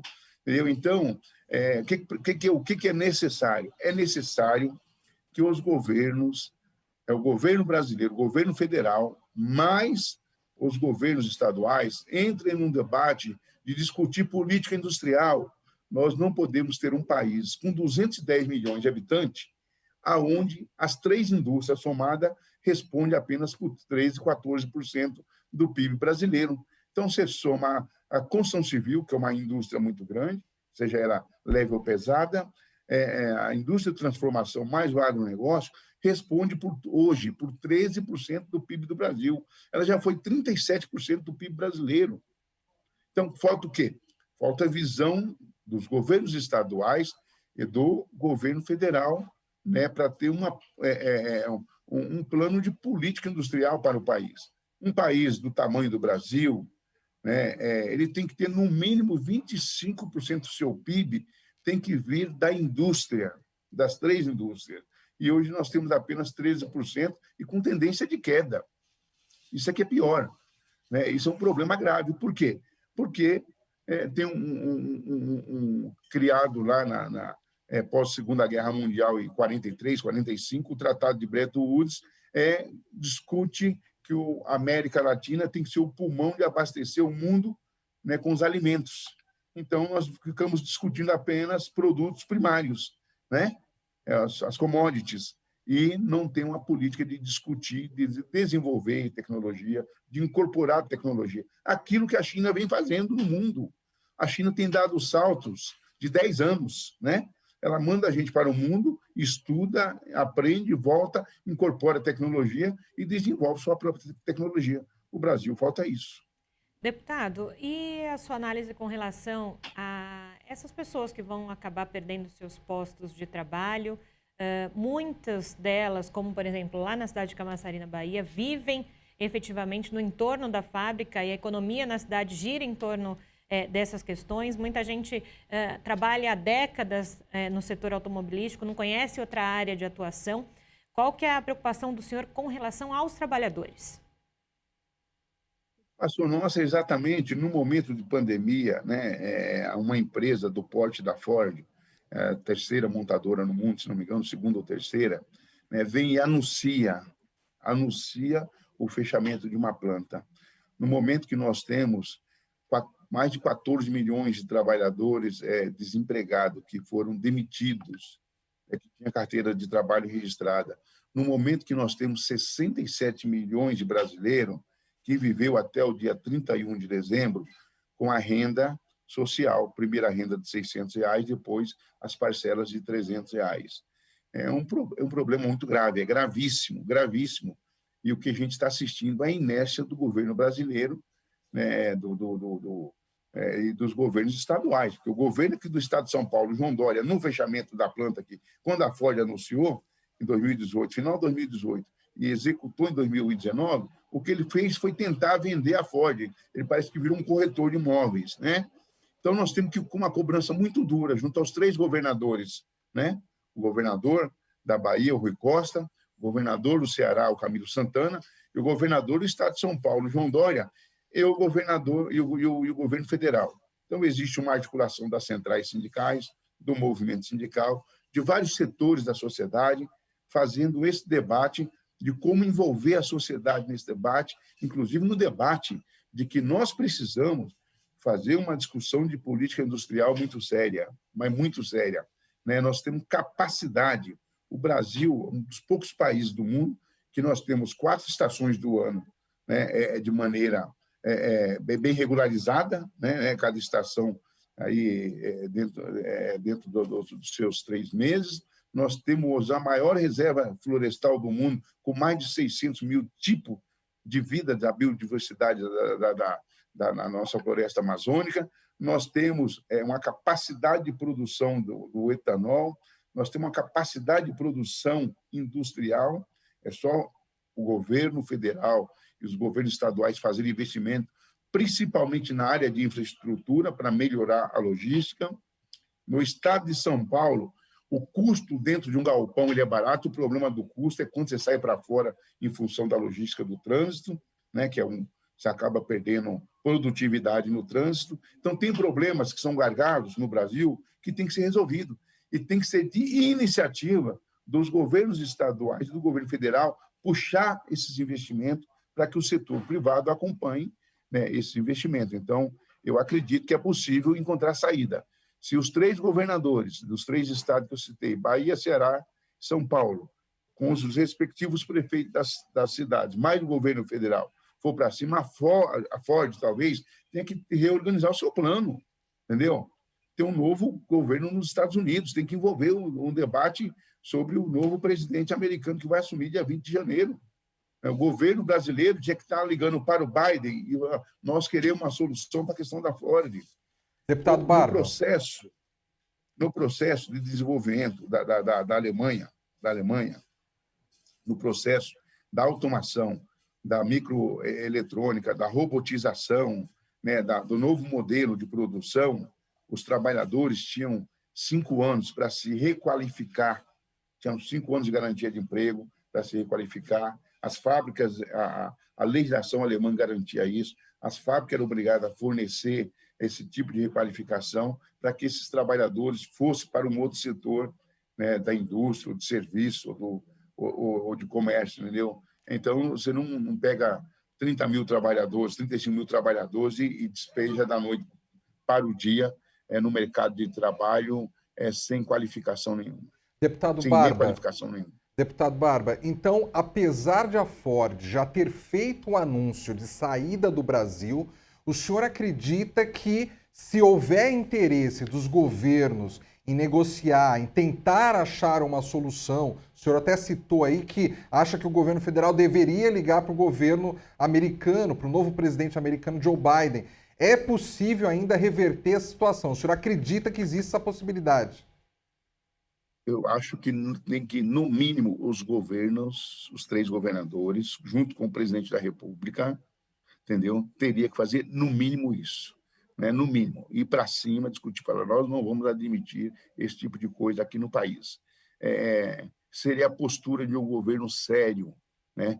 Se esses governadores e se esse presidente da República fosse uma pessoa séria.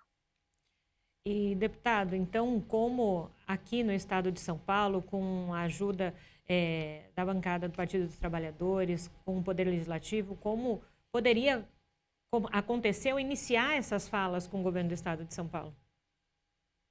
Olha, o que nós vamos fazer, Júlia? Na quarta-feira, nós estamos organizando uma audiência pública através da bancada do Partido dos Trabalhadores, através do meu mandato, do deputado Emílio e de toda a nossa bancada. É uma audiência pública onde nós vamos trazer algumas autoridades para debater. Vamos trazer o presidente do Sindicato dos Metalúrgicos de Taubaté, vamos trazer algum diretor do Sindicato dos Metalúrgicos da ABC, trabalhador da Ford, vamos trazer um desembargador aqui do Estado de São Paulo. Estou articulando para trazer, ver se eu coloco o presidente da Força Sindical, Miguel Torres, e alguém da CUT Nacional, Sérgio Nobre ou Wagner Freitas, para fazer um bom debate com os trabalhadores que receberam esse anúncio, né? E para começar um processo de mobilização dos que já está acontecendo vários processos. Eu estive na Ford, eu estive lá em Taubaté na terça-feira, junto com os trabalhadores, onde eles fizeram a manifestação em frente à Câmara Municipal, né? Na Avenida dos Trabalhadores, que é um espaço cultural que existe lá em Taubaté. Então, existe um processo dos trabalhadores de fazer várias ações, 2, 3 ações por semana, para ir chamando a atenção da opinião pública. O que está me deixando muito preocupado, Júlia e Fábio, é como a grande mídia está se comportando.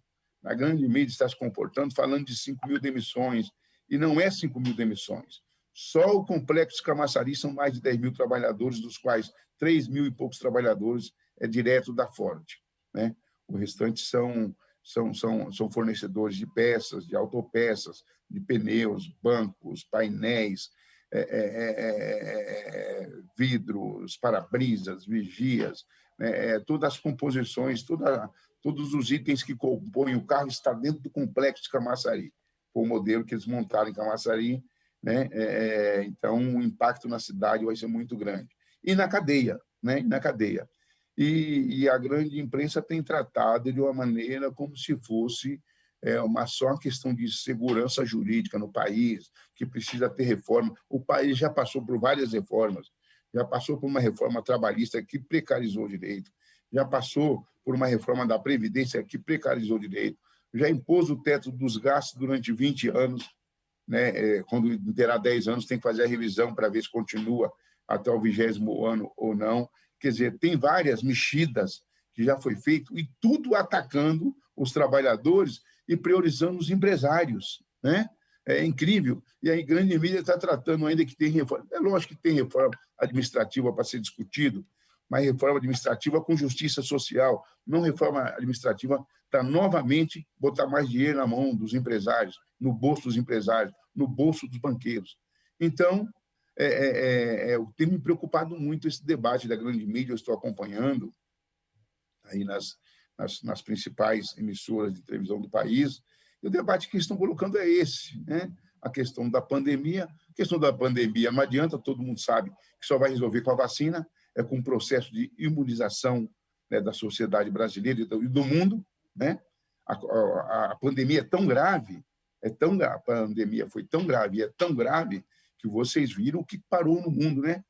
O mundo, o sistema econômico do mundo é capitalista. O capitalismo parou no mundo. A American Airlines, uma das maiores empresas de aviação do mundo, parou os 75% dos voos mundiais, né? Champions League parou Fórmula 1, as montadoras parou a produção. A pandemia é uma coisa grave e o que resolve a pandemia é o que vem fazendo nos outros países, né? Nossos vizinhos aqui, a Argentina, já vacinando a população, é com isso que se resolve. Agora, o processo da retomada da economia brasileira precisa ter um direcionamento do governo, é responsabilidade do governo, mesmo que numa economia de mercado, apontar quais são os rumos que tem que ir a economia brasileira, né? Então, é responsabilidade. E dos governos estaduais também, né? Tem essa responsabilidade. Então, me preocupa muito esse debate, porque a grande mídia deveria estar tornando essa questão da Ford um escândalo internacional, nacional e internacional. Deputado Teonílio Barba, do PT, muito obrigado pela sua participação conosco aqui no Jornal da Rede Alesp. Eu que agradeço, Fábio e Júlia, a nossa querida rede TV Alesp, a nossa rádio Alesp, nosso meio de comunicação aí. Um bom ano para vocês, para todos os nossos ouvintes, todos os nossos telespectadores, né? E vamos vencer essa pandemia, a vacina vai chegar, o povo vai se vacinar, né? Isso vai passar e nós precisamos retomar o processo produtivo, desenvolvimento econômico, desenvolvimento social do nosso país.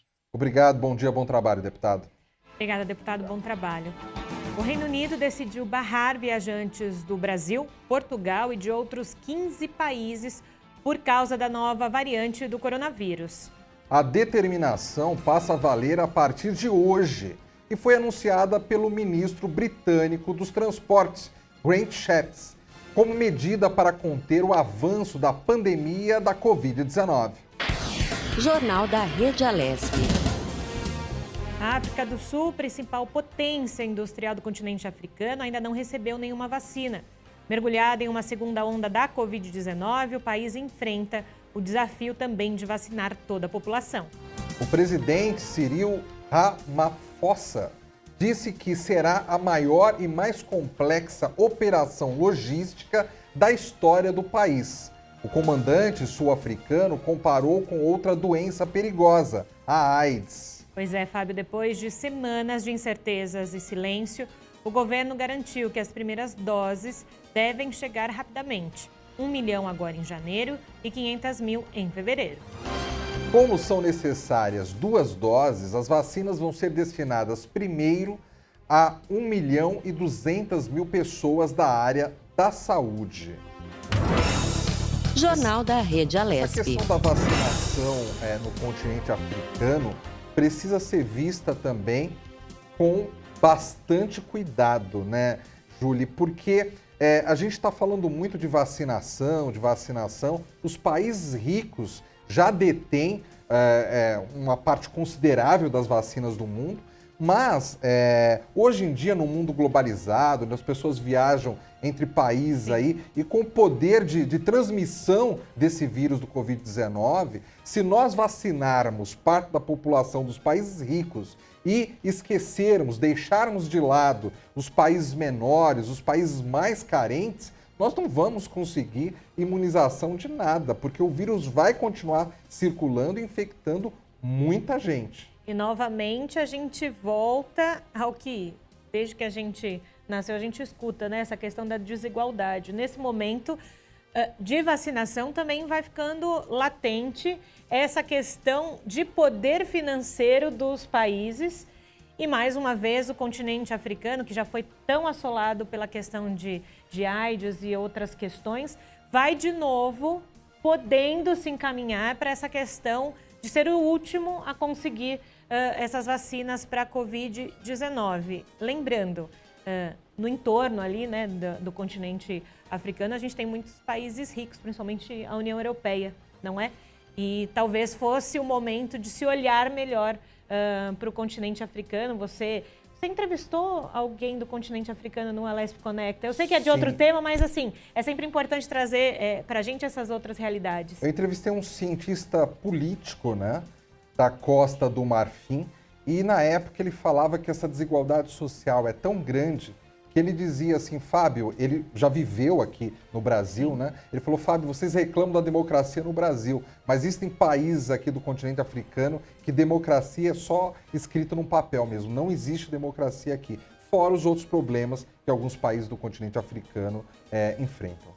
É isso mesmo, Fábio. E a gente continua aqui no Jornal da Rede Alesp dizendo: quem circular pelas estações da linha Lilás do metrô vai ter acesso a informações sobre os trabalhos desenvolvidos na Associação de Apoio à Criança com Câncer na luta contra a doença que mata mais de 2.500 pequenos brasileiros todos os anos. Vamos conversar com o coordenador de projetos de marketing da AACC, Michel Carvalho. Bem-vindo, um bom dia, Michel. Como a população pode ter acesso a essas informações? Bom dia, obrigado pelo convite. A associação ela é uma casa de apoio que acomoda esse paciente que vem receber tratamento contra o câncer aqui em São Paulo. Então, a gente acaba recebendo uma fatia ali de crianças e adolescentes e as suas mães de todo o Brasil. Existem algumas desinformações assim, sobre o câncer, uma delas que apesar das mortes, o câncer ele tem cura. Hoje o Brasil consegue responder no parâmetro, no padrão que o mundo responde. O nosso grande problema ainda é que o câncer ele ainda é descoberto num estágio muito avançado, em regiões que não têm um tratamento adequado. Então, eles, ao chegar em São Paulo, já estão ali no nível 3, 4, né? O câncer é dividido de acordo com o seu nível de evolução. Então, quando ele chega em São Paulo, ele já está muito próximo de ter metástases, enfim, complicações difíceis de contornar pela medicina. Mas essa população que vem a São Paulo, ela não tem um lugar a ficar acomodado, alimentação, toda uma estrutura de casa. Mas se você faz isso, oferece a casa para elas, oferece o psicólogo, assistente social, e faz com que ela seja, assim, tenha acesso real à saúde, né?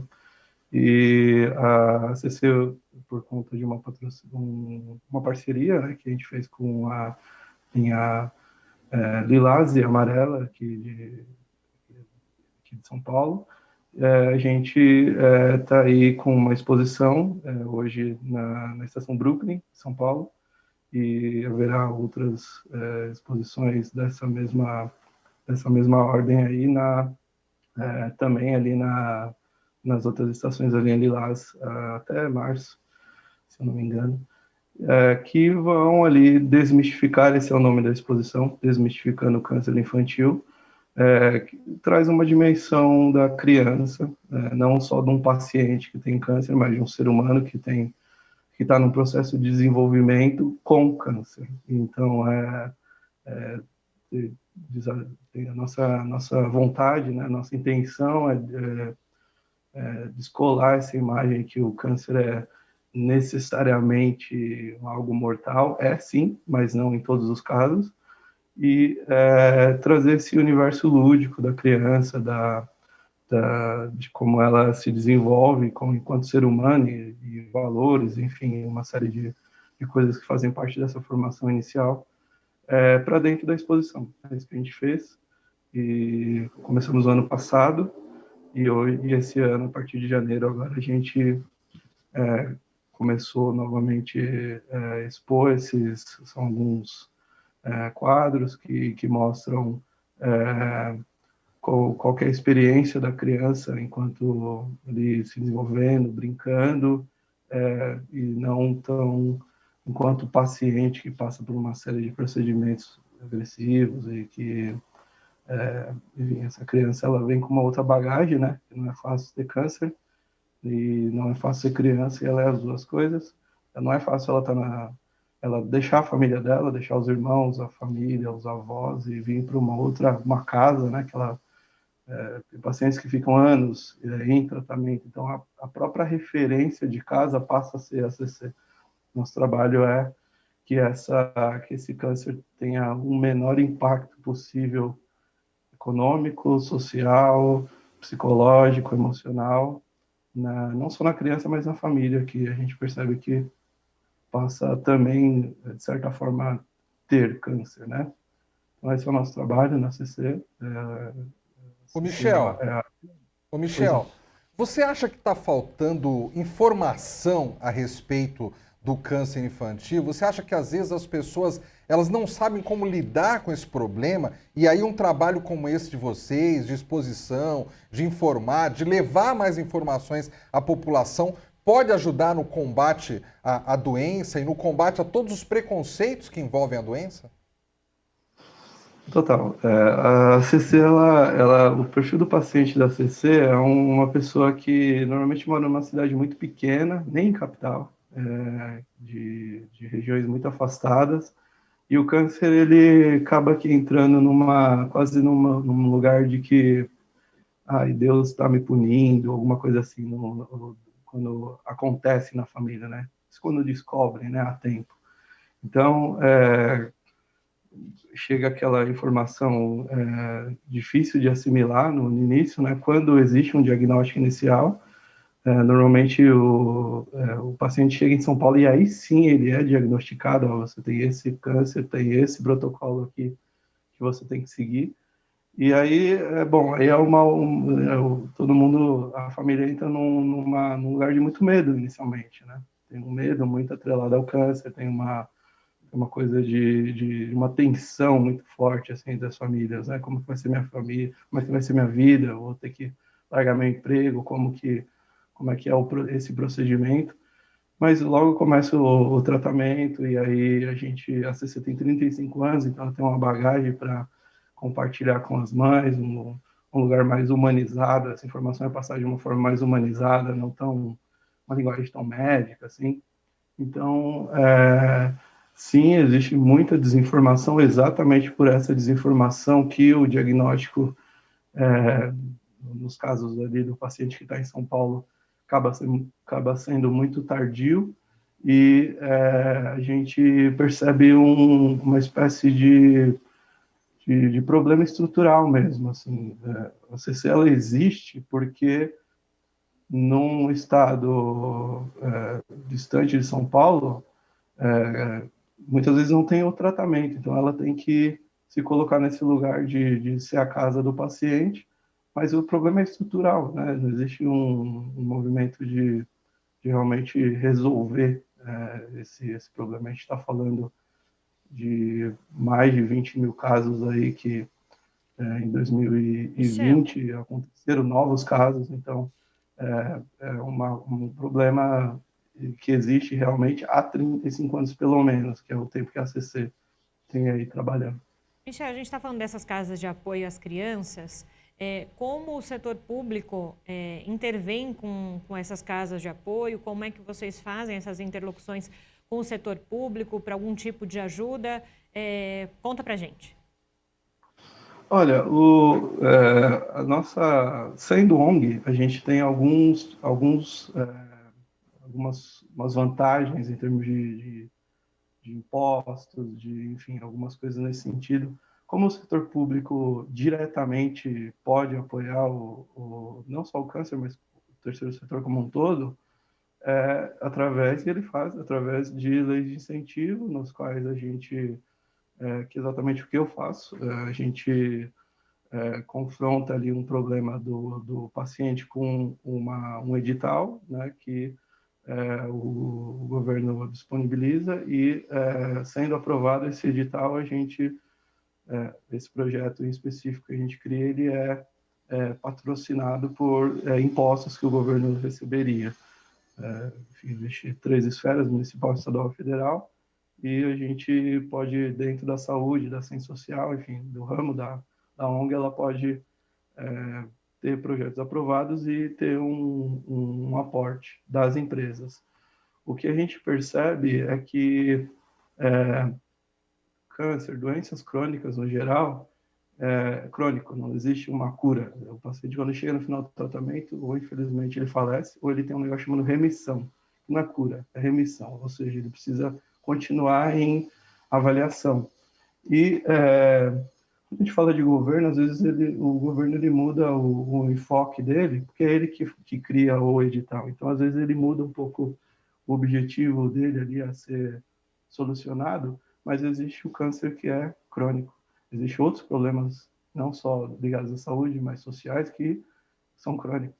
Então, existe todo um filtro do governo que, às vezes, não prioriza algo que vai existir. Enquanto existir pessoas, infelizmente, têm câncer, enquanto existir pessoas, existem drogas, existem outros problemas que não deveriam ser desassistidos assim, por vontades políticas, na minha opinião. E, efetivamente, então, na sua visão, que trabalha tanto tempo com essas casas de apoio, com esse setor, como deveria ser, então, a atenção da administração pública para com essas casas? O que o Brasil ainda precisa evoluir, até mesmo nas questões de políticas públicas, mesmo nessa área? Olha, trabalhar no terceiro setor, você percebe que, em específico em relação à ACC, que o câncer ele é só um dos problemas que existe na família. Existe a falta de informação, a falta de educação, a falta de cultura. Então, a gente lida ali, tenta solucionar o problema da habitação, da alimentação, do psicólogo, mas eu acho que falta uma política mais holística que realmente garanta direitos. Eu acho que existem estados, vou dar um nome, Pará, por exemplo, que a nossa maioria dos pacientes que chegam na CC acabou saindo de lá de um momento para cá. E a gente começou a pesquisar assim, quantos hospitais ligados ao câncer existem lá. Existem clínicas, não existem nem hospitais, num estado. Eu acho que isso é um absurdo. Eu acho que um país que nem o Brasil deveria ter pelo menos um hospital para as crianças se tratarem, na minha opinião. Ô, Michel, aí na ACC, existe uma parceria com voluntários para que eles visitem crianças que estão sofrendo de câncer? Como é que funciona esse tipo de parceria? O quanto esse tipo de trabalho é importante para quem está enfrentando esse problema e precisando de uma recuperação e de todo apoio? É muito importante. Não só um voluntário que realmente, por exemplo, a gente tem um suporte educacional também, que é uma escola durante esse período do tratamento, para esse paciente, você percebe, tem um câncer e aí ele para a escola e isso reverbera num problema futuro. Então a gente criou ali um suporte educacional e aí voluntários que foram professores ou aposentados e têm um tempo livre ou não, uma pessoa que tem um tempo livre, então é uma pessoa que interage com o paciente, que ajuda ali numa festa de aniversário, enfim, uma coisa de meter a mão na massa também. Então, empresas que disponibilizam serviços, produtos ou serviços para o terceiro setor, que pode impulsionar o terceiro setor, ele, somente numa época de crise, né, a gente percebe que ele tem uma diminuição nas doações, no volume de doações, né? E o tempo também é um recurso. Então, uma pessoa que para a vida dela e vai no terceiro setor, ela não só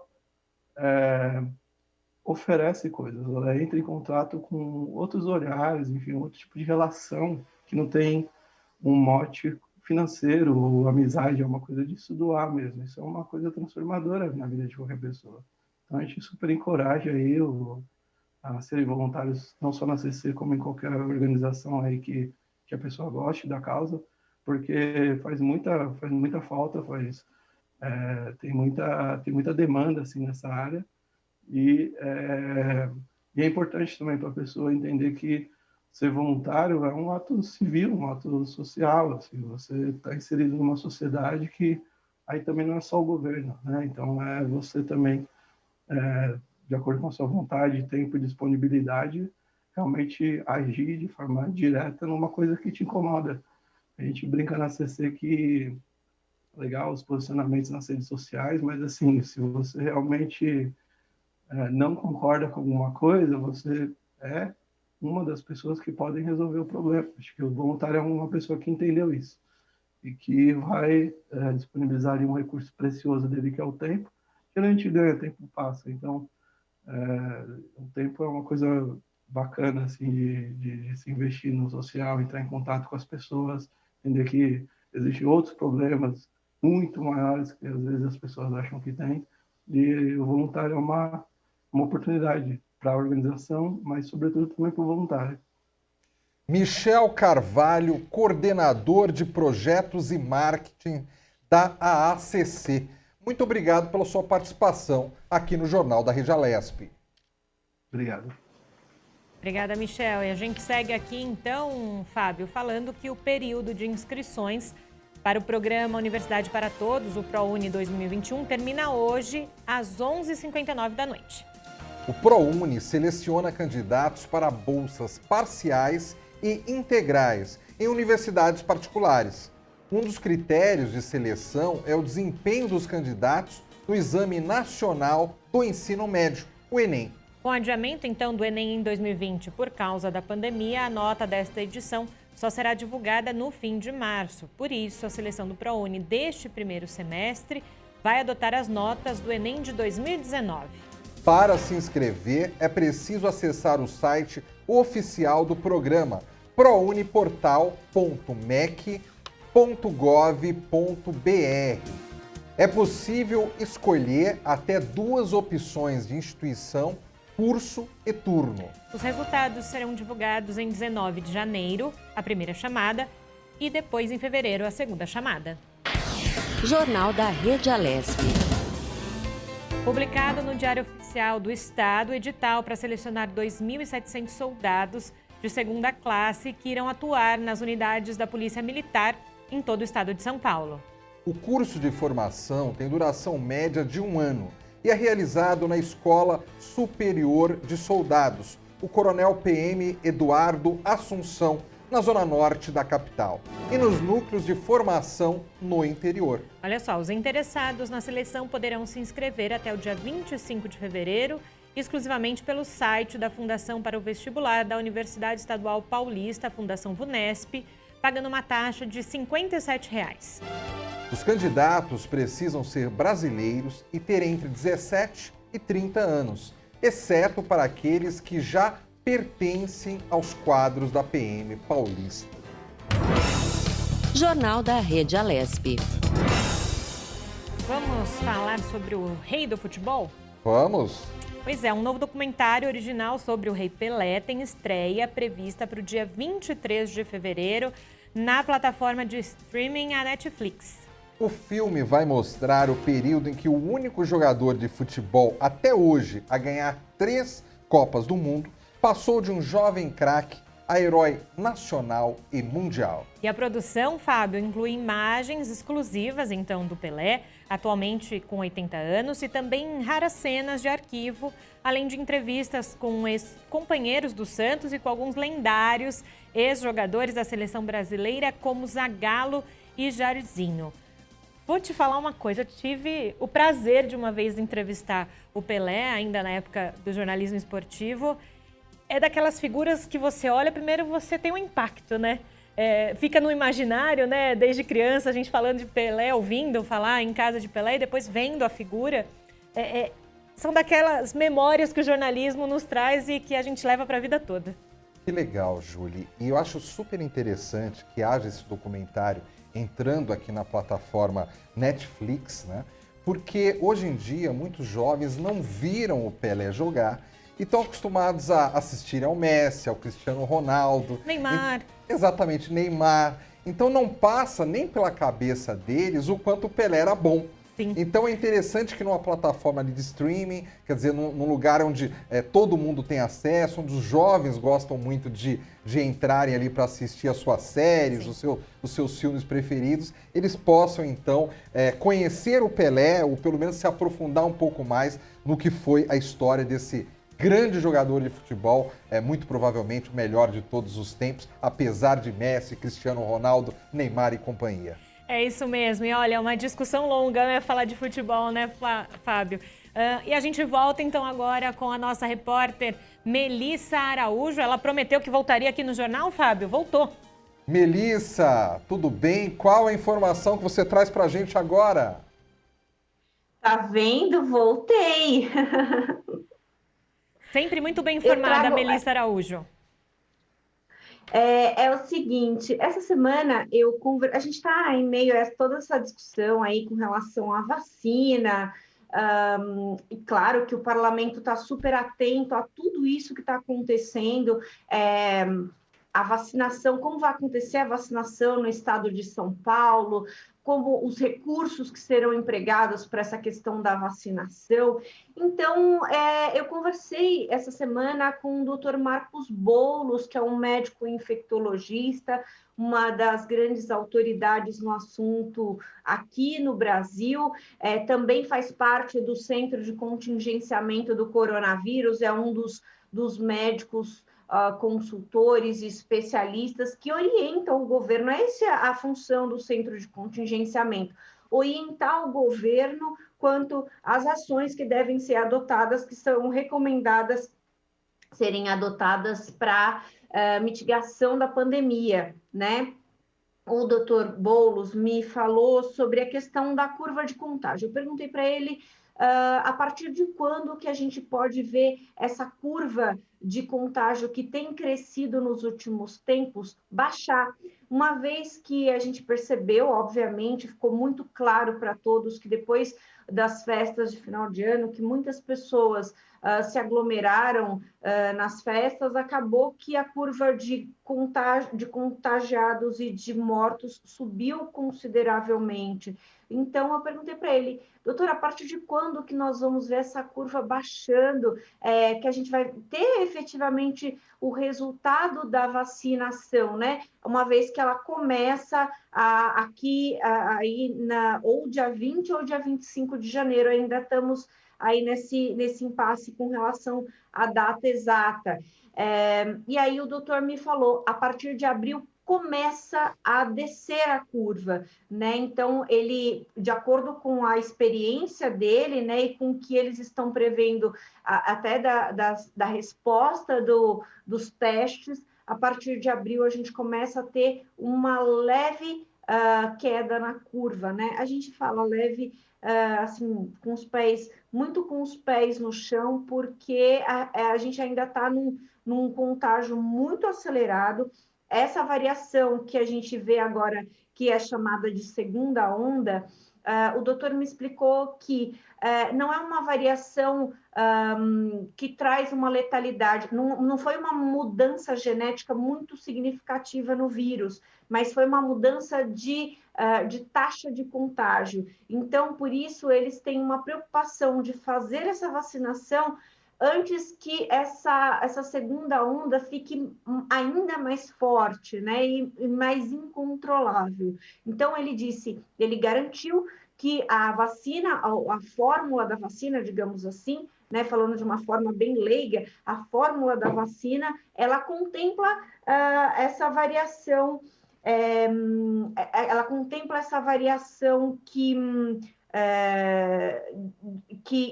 vai conter essa segunda onda. O que a preocupação não é essa mudança, essa pequena mudança genética do vírus, mas essa mudança que faz com que o vírus se espalhe mais rapidamente. Então, a gente precisa observar tudo isso, por isso a urgência que todos se vacinem o quanto antes, para que a gente possa conter, de fato, o vírus e voltar à vida. Vacinar significa a gente deixar máscara, vacinar significa a gente voltar a trabalhar normalmente, vacinar significa a economia voltar aos patamares no mínimo anteriores à pandemia. Então, vacinar significa muito mais do que muita gente tem falado por aí, muita gente tem jogado para o campo político, e, na verdade, significa a gente voltar a uma vida normal, entre aspas, né? A gente pode manter aí algumas medidas de controle sanitário? Sim, podemos, porque elas não vão nos fazer mal, mas aquele rigor que a gente precisava ter antes, a gente já vai poder afrouxar um pouco mais em função da vacina. Uma informação muito importante: a Anvisa, ela dá autorização para a vacina mediante a um grupo que foi testado. Crianças e grávidas não foram testados, por isso que eles não serão vacinados nesse primeiro momento. O doutor acredita que em 2022 esse grupo poderá ser vacinado. Então, isso é uma informação muito importante para que a gente possa também ter uma abrangência maior aí com relação à pandemia. Outra informação muito importante sobre a Coronavac.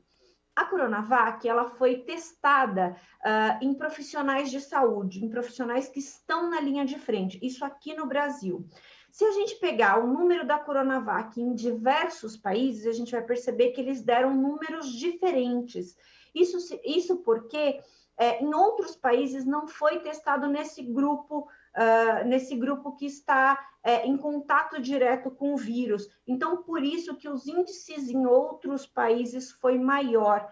Então, isso para nós brasileiros, nos traz uma segurança ainda maior. A gente sabe que a vacina que a gente vai tomar aqui em São Paulo, a vacina que nós vamos tomar aqui no Brasil, ela foi testada em contato direto com o vírus, em contato com pessoas que estão diretamente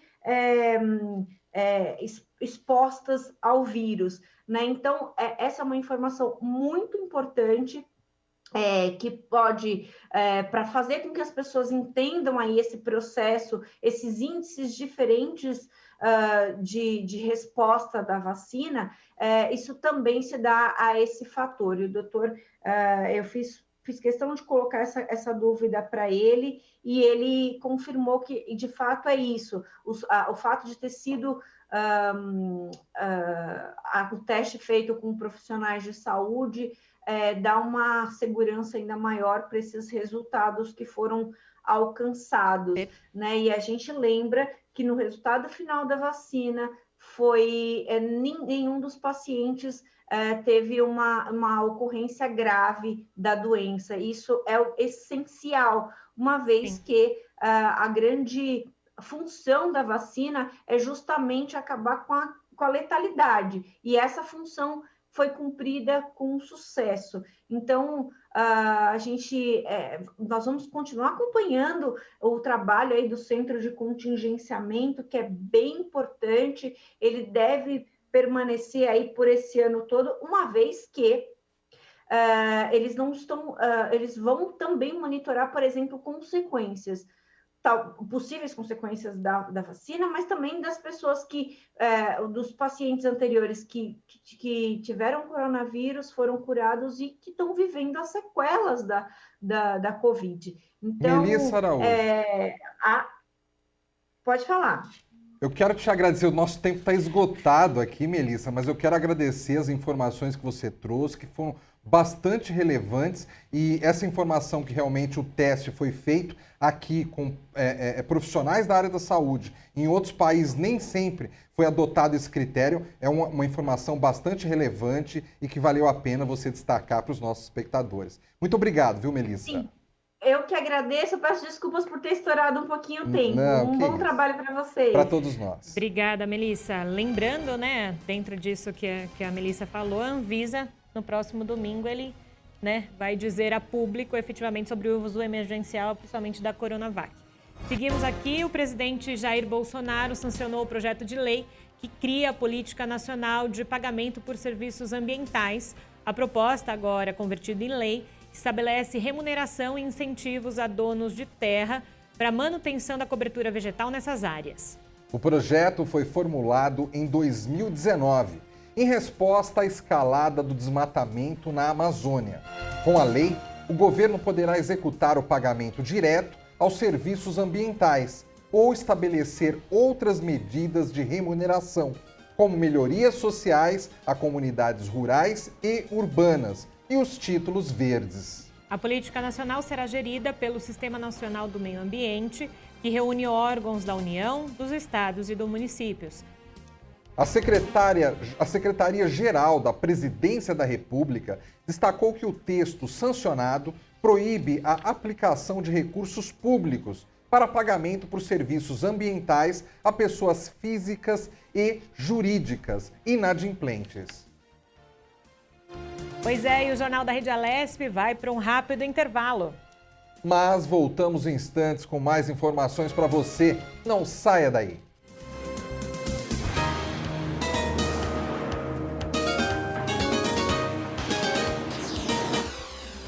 Você acompanha Jornal da Rede Alesp.